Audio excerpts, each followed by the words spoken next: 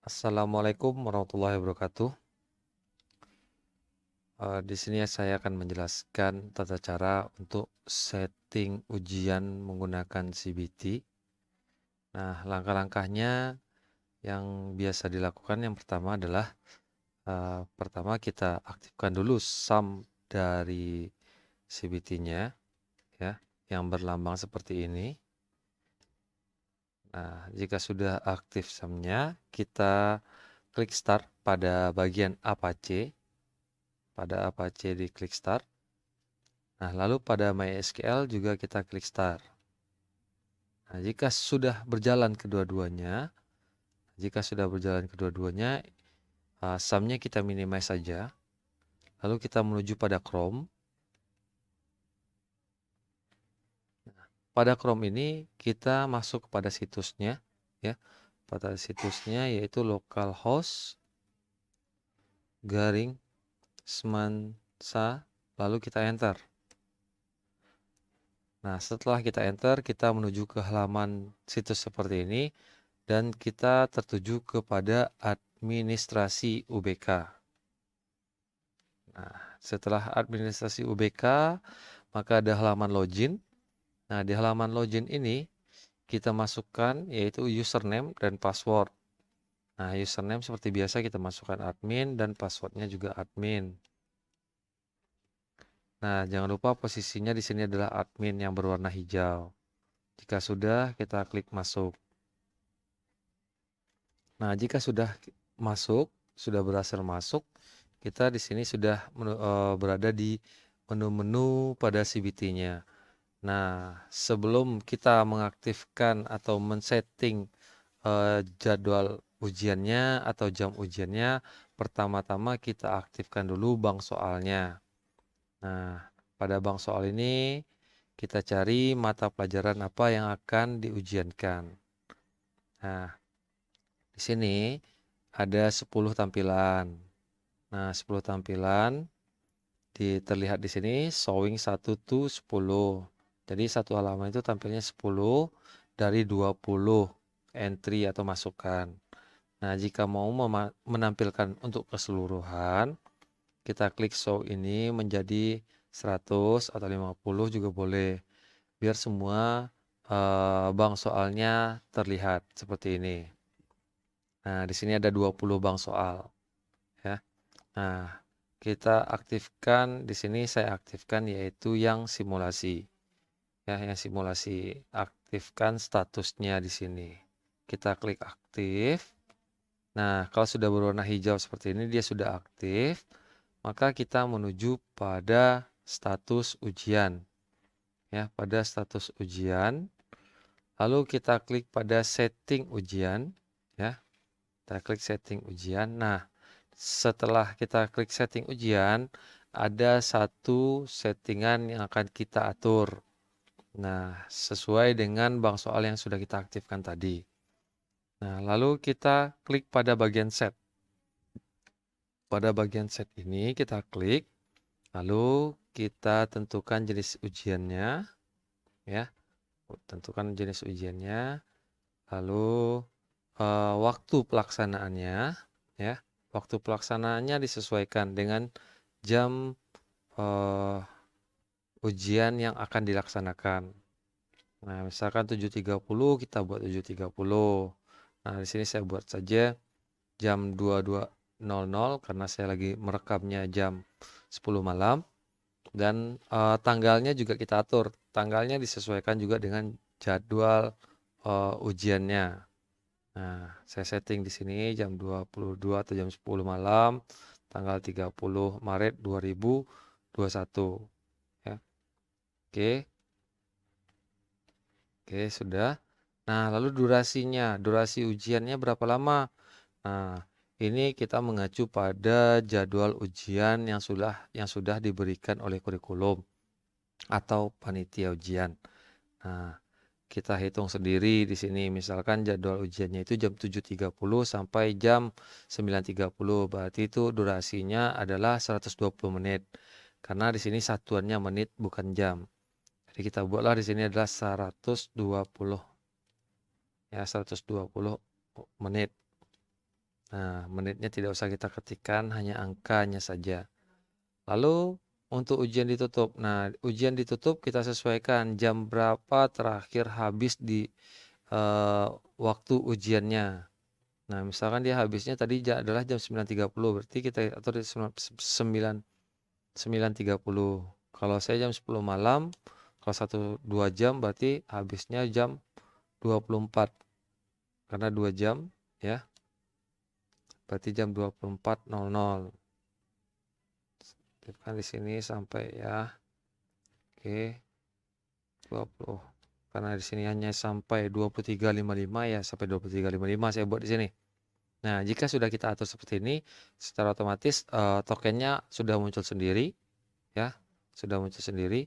Lalu yang semester ini kita sesuaikan dengan semester tahun pelajaran yang kita gunakan sekarang ini, yaitu dia adalah semester genap. Nah, sesi ujian ini karena kita hanya satu sesi, ya sesi 1 saja. Kita klik sesi 1. Lalu untuk nilai, nah untuk nilai ini jangan ditampilkan di saat ujian. Nah, karena itu adalah pesan dari kurikulum, nilai jangan ditampilkan. Jika ditampilkan nanti akan ada kendalanya ya. Lalu status token. Nah, status token ini kita pilih token ditampilkan agar supaya kita tidak capek-capek menyampaikan tokennya apa ataupun tidak capek-capek kita menulis di papan tulis untuk tokennya. Nah, jika sudah pengaturannya semua, maka kita klik release. Nah, kita klik release. Oke. Nah, jika sudah selesai dirilis, di sini sudah ada data berhasil disimpan. Nah, kita kembali lagi ke status ujian. Kita lihat settingan ujian kita apa sudah berhasil atau tidak. Nah, jika sudah tertulis di sini dikerjakan, berarti ini sudah berhasil kita setting. Nah, saya harapkan tidak ada settingan yang ganda atau 2 kali ya. Walaupun di sini nanti kelihatan ya settingannya itu. Nah, jika terjadi ganda ya, jika terjadi ganda nanti harap melapor ke teknisinya yaitu ke saya ya. Lalu setelah kita setting ya, kita setting ujiannya. Nah, siswa di sini sudah bisa login ya, sudah bisa login menuju ke halaman login untuk siswa.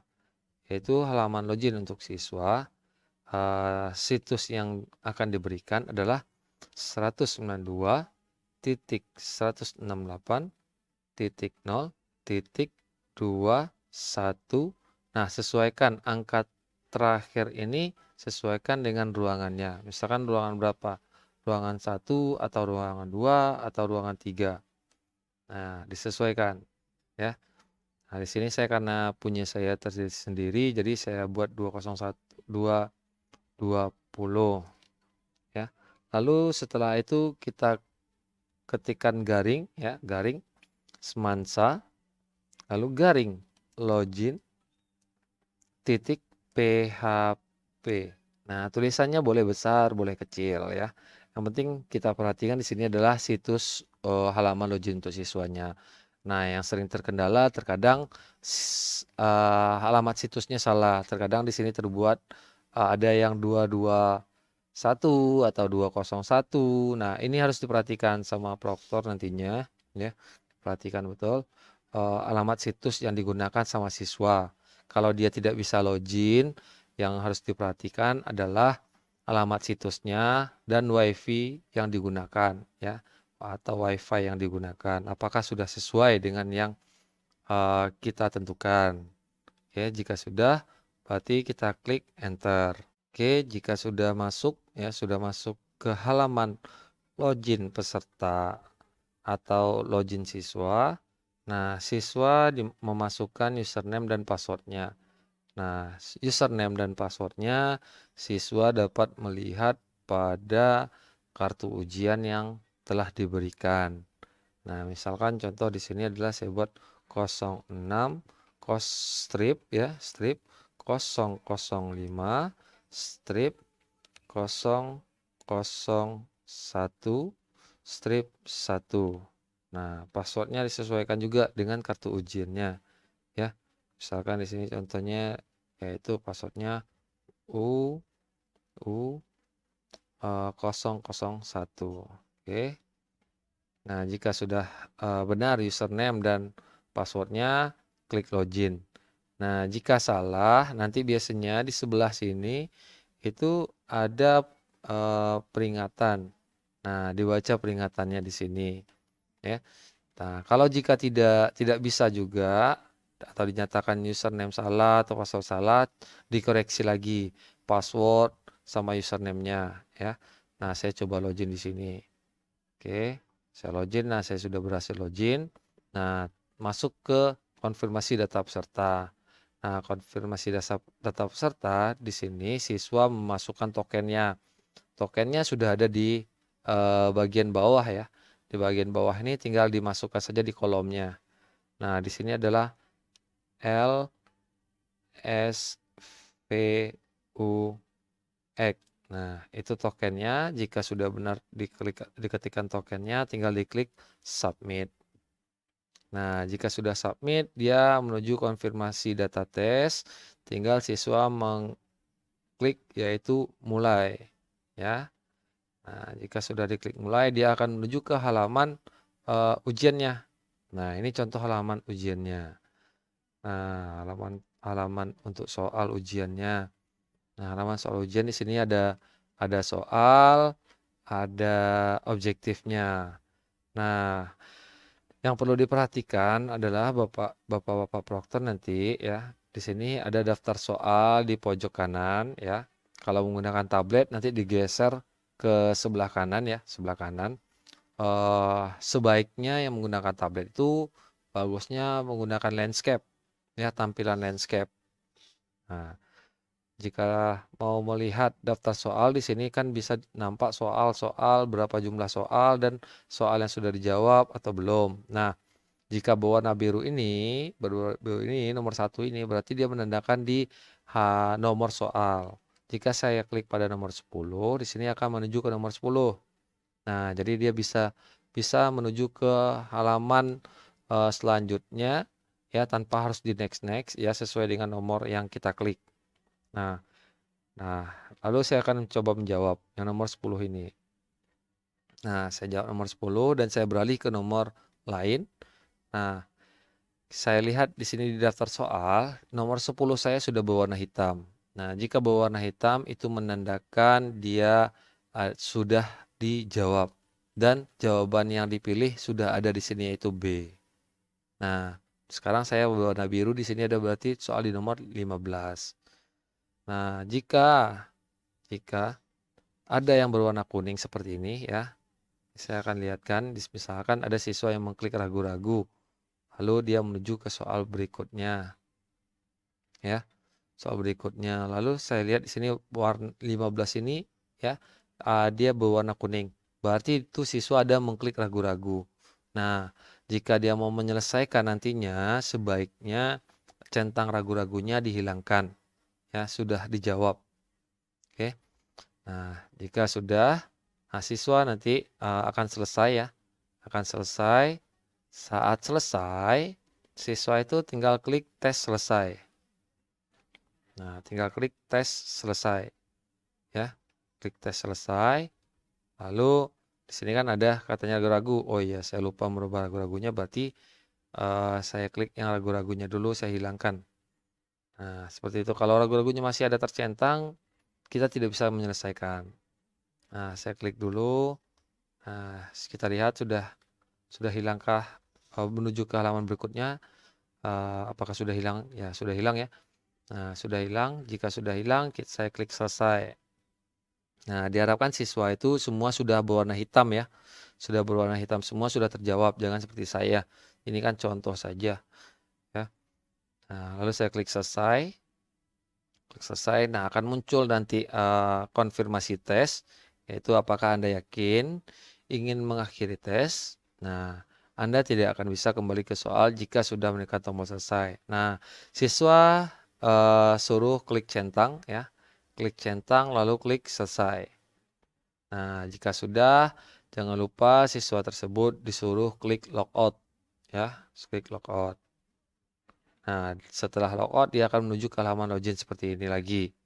Nah, saya kembali ke tampilan admin ya. Nah, tampilan admin. Nah, jika siswa itu sudah selesai, maka kita lihat status peserta. Nah, di status peserta ini tolong dilihat status tes peserta di bagian sini. Apakah masih dikerjakan atau tes selesai.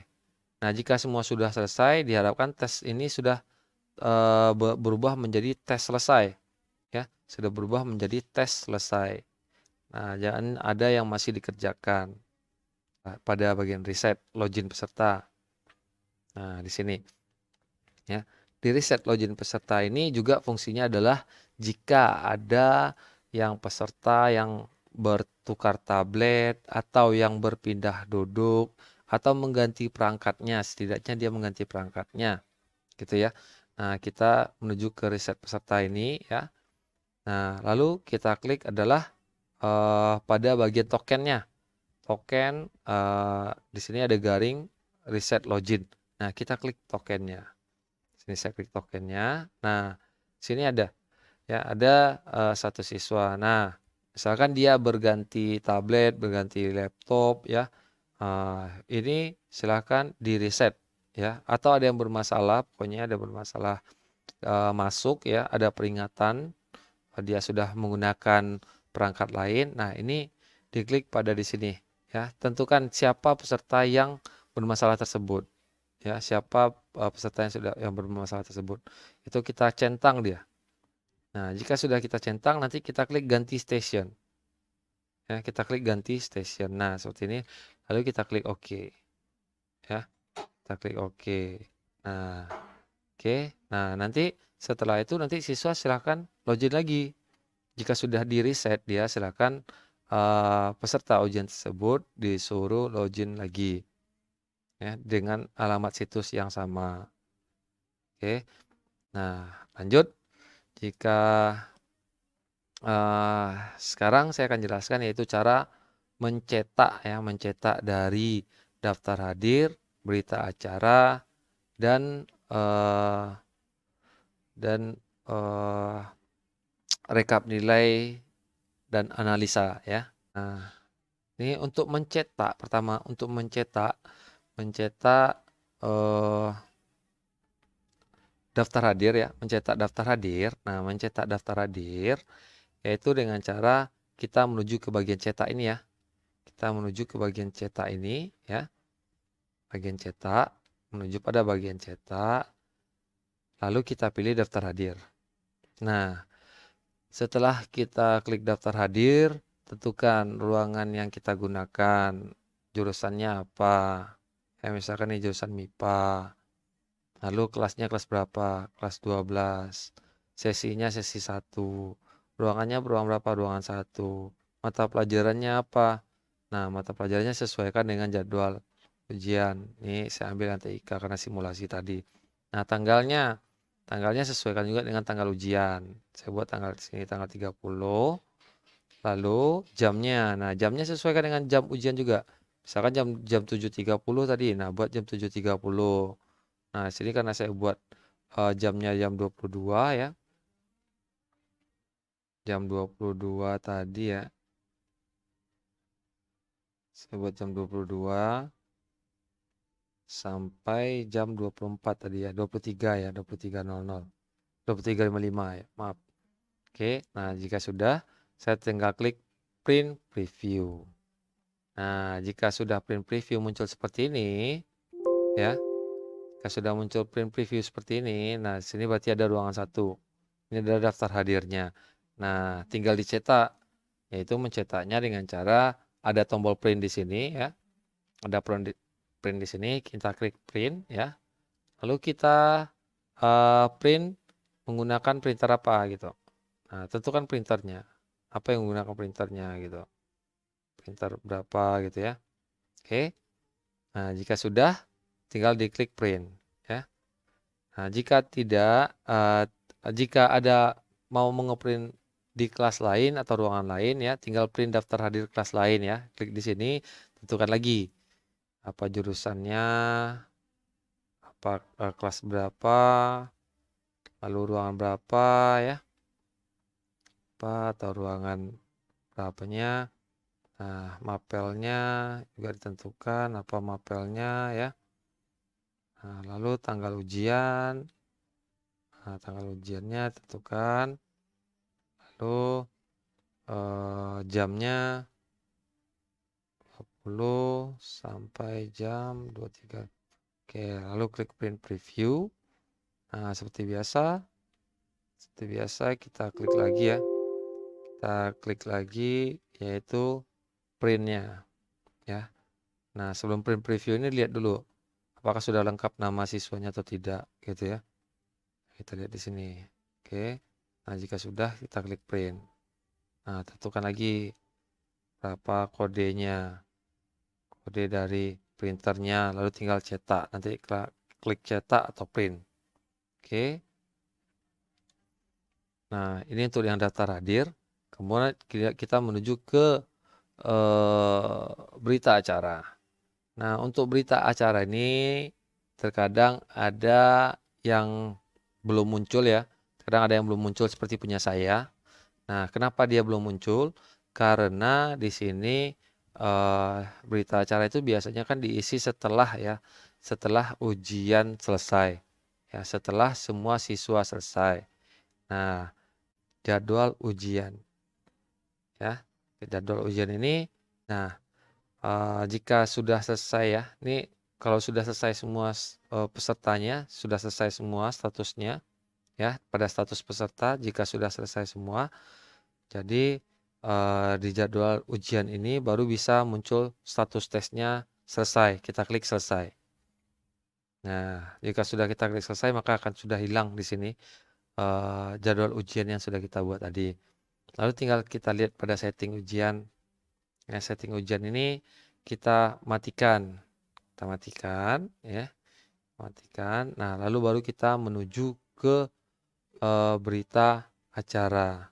Sini berita acara. Nah, sudah muncul berita acaranya. Tinggal kita edit dulu. Edit pada tombol kuning ini. Yang tombol kuning, kita isikan nama proktornya siapa. Misalkan di sini ya. Nama proktornya itu Almanda Giputra. Ya. NIP-nya masukkanlah NIP-nya berapa? 1988-2015-03-100-3. Lalu nama pengawasnya siapa gitu. Nama pengawasnya misalkan Naslan ya. Lalu NIP pengawasnya berapa ya? 1, 2, 3, 4, 5, 6, 7, 8, 9. Nah, catatan selama kegiatan ujian ya. Catatan saat pelaksanaan ujian gimana ya, biasanya tertib, aman, dan lancar. Nah, lalu kita klik simpan ya, lalu kita klik OK. Nah, sudah. Jika sudah, sini sudah ada nama proktor dan catatannya ya. Proktor pengawas sudah ada. Di sini catatannya. Nah, jika sudah, kita klik print ya pada tombol biru ini. Kita klik print. Nah, muncul di sini berita acara ya, muncul berita acara. Nah, karena hanya satu orang yang ngisi tadi, berarti di sini ya daftar hadirnya ya cuma satu gitu. Yang tidak hadirnya ya karena data saya itu ke 160 siswanya ada di laptop saya ya, jadi 166 yang tidak hadir gitu ya. Nah, lalu di sini ada catatannya.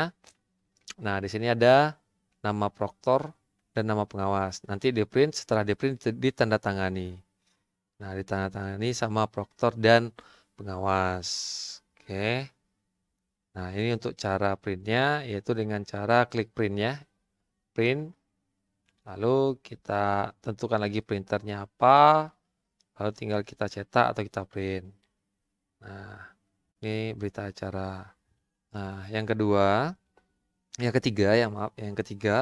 yaitu cara mencetak rekap nilai dari ujian ya, Yaitu kalau untuk mencetak hasil ujian, jangan cetak pada daftar nilai ya, jangan cetak pada daftar nilai. Yaitu kalau untuk mencetak nilai ya pada bagian analisa. Ya, klik pada bagian analisa. Lalu kita lihat di sini.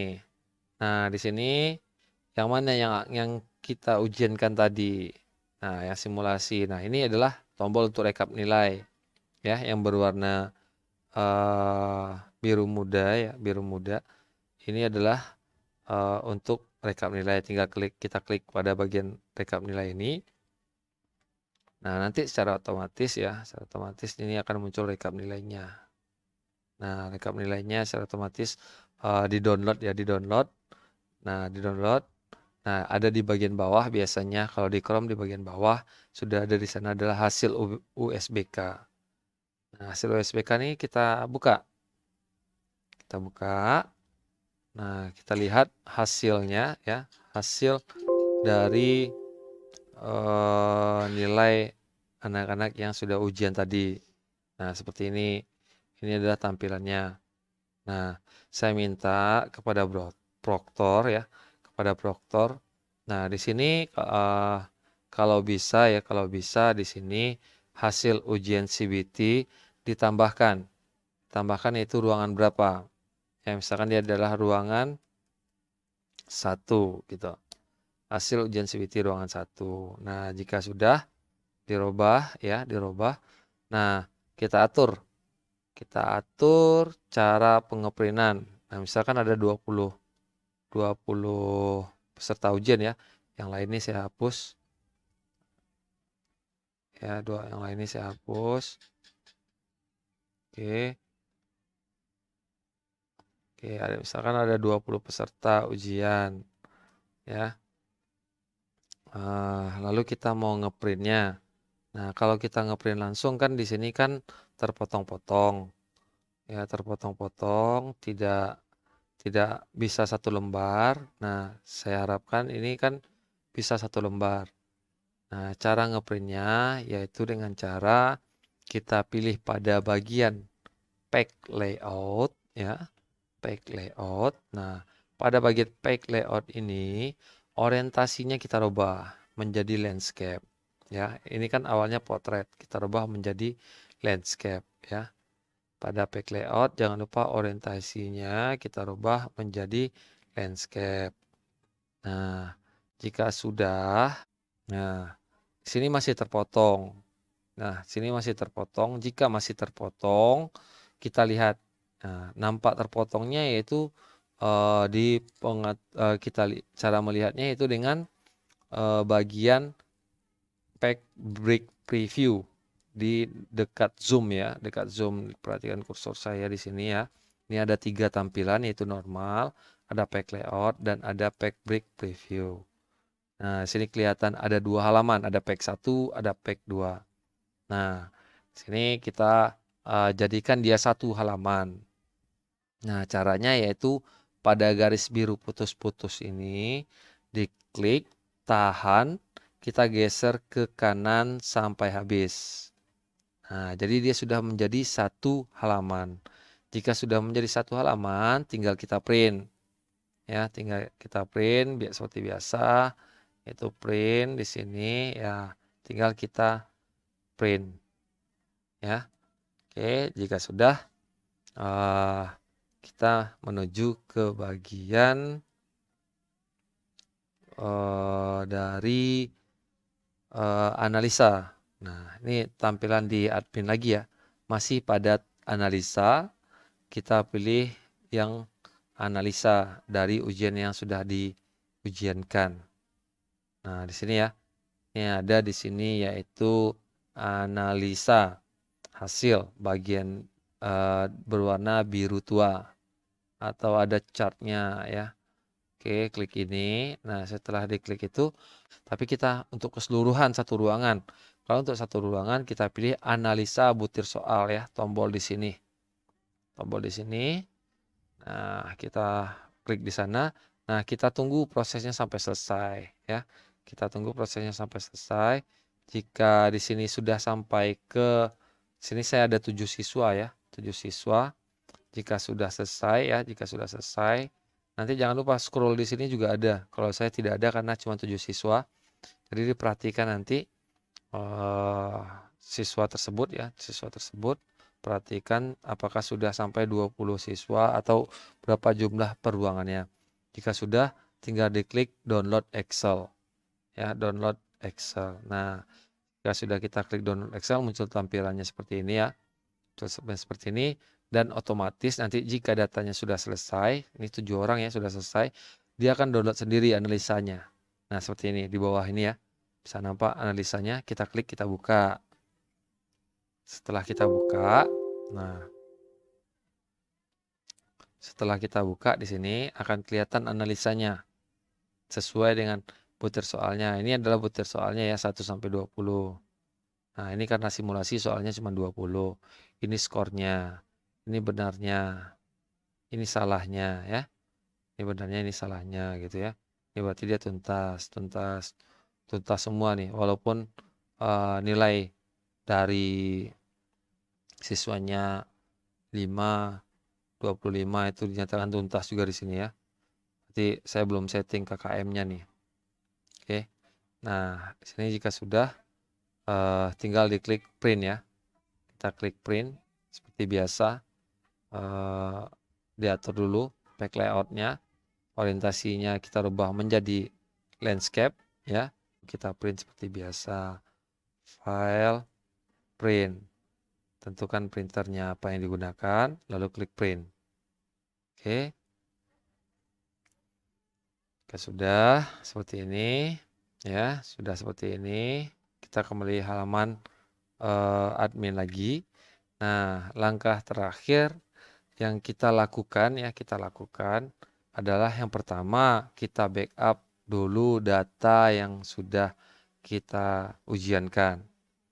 Ya, kita backup dulu. Cara membackupnya yaitu pada data sekolah ya, pada data sekolah pilih backup and restore. Nah, sudah. Jika sudah, nah kita pilih yaitu yang nomor 5. Semua database. Kita pilih yang backup. Jangan delete. Ya, yang backup. Yang dipilih adalah backup. Klik backup. Nah, jika sudah muncul pernyataan seperti ini, tabel CBT, jawaban kelas mapel apa sudah di backup, katanya telah di backup, berarti sudah selesai, kita backup. Nah, kemudian selanjutnya adalah kita hapus ujian yang sudah diujiankan untuk meringankan servernya. Ya, kita hapus dulu. Sini adalah bank soal. Nah, saya hapus di sini, yaitu yang simulasi. Simulasi ini saya hapus. Kita klik pada bank soal ya, pada bank soal. Klik di sini adalah tombol merah. Tombol merah silang, yaitu kita tekan ini ya.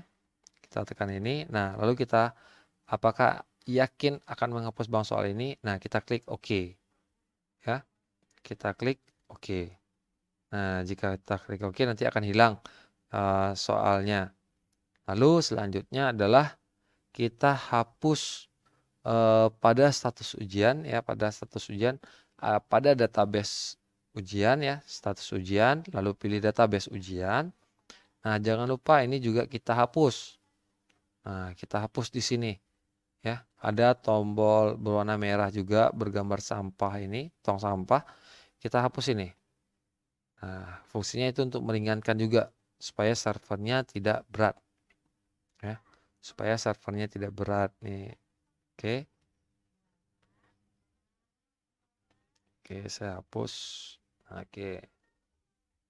Nah, secara otomatis sudah hilang yang simulasi ya. Simulasi sudah hilang. Yang di status peserta juga sudah hilang. Database-nya juga sudah hilang. Oke. Nah, jadi ada 3 langkah dari settingan server ini. Yang pertama yaitu setting jam ujiannya ya. Setting ujian. Yaitu jam ujiannya, jam berapa ujian, harinya, tokennya juga, sesinya ya. terus nilai jangan ditampilkan, lalu tokennya ditampilkan. Nah, yang kedua, langkah kedua itu yaitu mencetak.